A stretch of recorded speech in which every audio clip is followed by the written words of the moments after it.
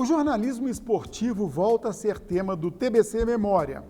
O convidado deste episódio nasceu em Anápolis, iniciou na Rádio Anhanguera, fez carreira em Brasília e Minas Gerais. Ele também cobriu 2 Copas do Mundo. Vamos conversar com José Calazans de Santana Filho. Faz 39 anos que a Brasil Central acompanha o esporte com audiência qualificada, liderança absoluta. Que ainda o rádio é o maior veículo de comunicação de massa do mundo, ainda continua sendo. Calazans participa todas as manhãs do jornal O Mundo em Sua Casa, pelas rádios Brasil Central, AM e FM, sempre a partir das 7 da manhã. E agora, ele faz parte da equipe de esportes aqui da TV Brasil Central. Calazans, já são 34 anos de história na Rádio Brasil Central e agora esse desafio da TBC. Vamos começar falando da sua história com a Rádio Brasil Central. Olha, são desafios. Se todos os desafios fossem agradáveis como esse, o mundo estaria bem, porque eu adoro a Rádio Brasil Central. Aqui comecei em 1967, na Vila Nova, com 14 anos de idade. Fiquei até 1970, fiquei 15 anos em Belo Horizonte e trabalhei em outras emissoras aqui fazendo futebol. Mas voltei finalmente e estou há 34 anos na minha, que eu posso chamar de casa. E o Calazans, tive a oportunidade de trabalhar com você 3 anos, entre 2000 e 2003 mais ou menos. Isso. A gente madrugava, né, para fazer o Mundo em Sua Casa. E o Calazans tinha sempre o refrão: do esporte é o que há. Consegui fazer igual o Messi? Exatamente. Faltou o texto. Faltou o texto. Tá, mas a sua experiência é de narrador e de noticiarista, como que é? Você narra futebol ainda? Olha, eu narro há 55 anos futebol. Por falta de oportunidade, por opção minha, eu estive até 3 anos atrás em Brasília, trabalhando na Rádio Bandeirantes. Mas acontece que um imprevisto ou uma coisa ruim que aconteceu com o nosso diretor, o Ailton Dias, veio a falecer, inclusive aqui em Goiânia, e desde então, por opção minha, eu estou parado com o futebol, parado como locutor esportivo. Estou apenas e tão somente fazendo um noticiário diário para o Mundo em Sua Casa, das 7 às 8h30 da manhã, aqui na Brasil Central. E como é que você faz? Você mesmo pesquisa as notícias? Eu fiquei sabendo que você madruga já em busca de notícias, né? É exatamente, porque hoje, principalmente com o advento da televisão, os jogos começam muito tarde, 9h30. A gente fica acostumado com tradição, aqui principalmente no estado de Goiás, nos bons tempos das rodadas duplas, principalmente depois de 75 no Serra Dourada, um jogo às 19, outro às 21, dava tempo ainda de você chegar em casa tranquilo, mas jogos às 21 horas, 22 horas, 23 horas é difícil.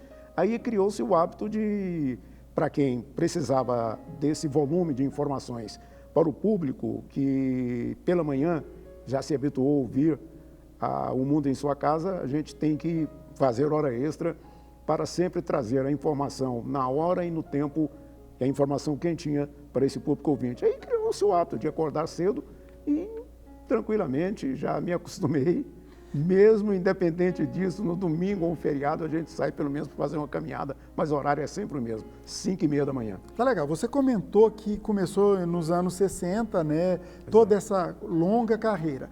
Faz uma comparação daqueles tempos da máquina de escrever, do telex, da rádio escuta, para essa realidade de hoje virtual, que você tem tudo no computador. Tá muito fácil fazer hoje jornalismo e jornalismo esportivo? Está em termos assim da utilização, mas os métodos para que você chegue até essa notícia mudou, os métodos mudaram. Eu vou explicar um detalhe muito importante, porque a gente vive do contato com os jogadores e com essa modernidade hoje, modernidade que o futebol tem, é vedada a sua participação, a sua entrevista, aquelas famosas entrevistas exclusivas para o jogador.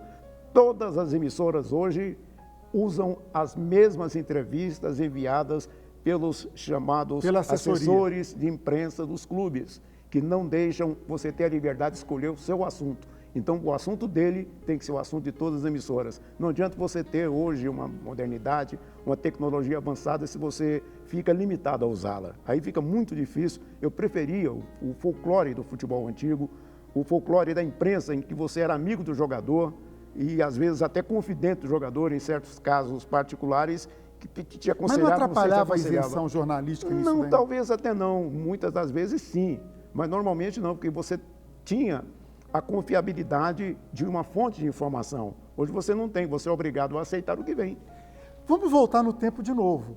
Antes da entrevista, você comentou comigo que você chegou a transmitir futebol em cima de muro, dentro de carro. Como é que foi isso?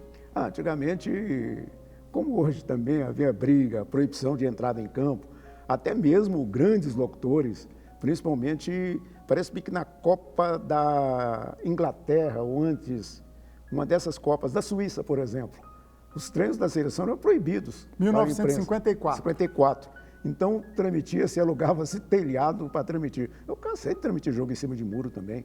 Não, a rádio de Goiânia não entra aqui no nosso campo. Então, tudo bem. A gente arruma um jeito, arruma um caminhão. Já transmitia também muito em cima de carroceria. Mas o importante é que a transmissão chegou e bem. Bom, bacana, você transmitiu futebol em cima de muro, mas você também transmitiu Copa do Mundo, né? Exato. Você transmitiu 2 Copas do Mundo. 78 na Argentina, pela Rádio Itatiaia, inclusive, com a coparticipação da Rádio Brasil Central, que mandou 2 de seus gabaritados profissionais para compor conosco. Eu estava na coordenação em Buenos Aires, da equipe de esportes da Rádio Itatiaia, o Evandro Gomes e o Ledes Gonçalves, que estiveram conosco nesta Copa com muito prazer. E para a Rádio Itatiaia, que naquela época não dispunha de onda curta, ter a Brasil Central, com a onda tropical de 60 metros e com a sua onda curta de 25 metros, a nossa cobertura triplicou em termos de aceitação popular.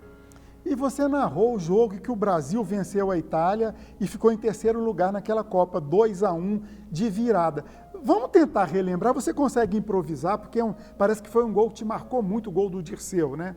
Primeiramente, a Itália saiu à frente com um gol de Cáusio, que era o número 8, um gol de cabeça, e depois, numa jogada que começou na lateral esquerda com o Rodrigues Neto, e foi ter o Dirceu, foi mais ou menos assim.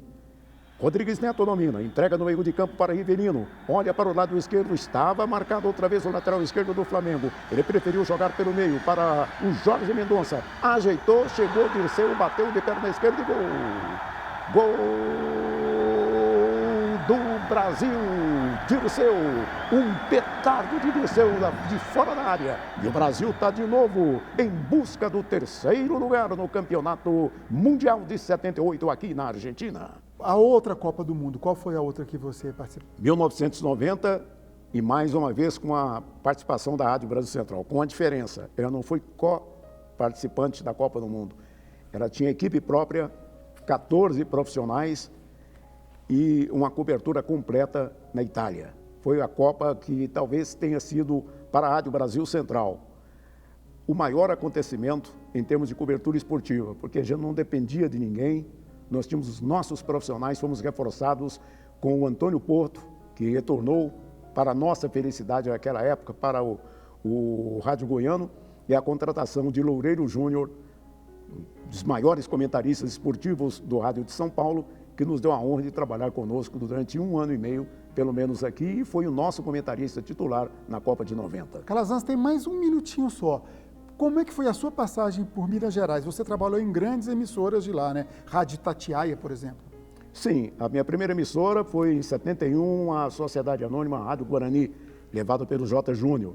E de lá, 3 meses depois, com a ida do José Silvério, que era um dos locutores titulares da Rádio Confidência, para a emissora Continental do Rio, essa vaga foi ocupada por mim na Rádio Confidência. Depois, uma breve passagem por Goiânia, retorno para a Rádio Difusora. Em 75, voltei para Minas Gerais, para a Rádio Itatiaia, onde fiquei até 79, quando fui para a Rádio Capital. Retorno a Goiânia e depois para a Rádio Guarani, que foi minha última emissora lá. Não que eu quisesse voltar, é que com o fechamento da Rede Tupi, a Rádio Guarani, que era da Rádio Tupi, infelizmente, foi fechada.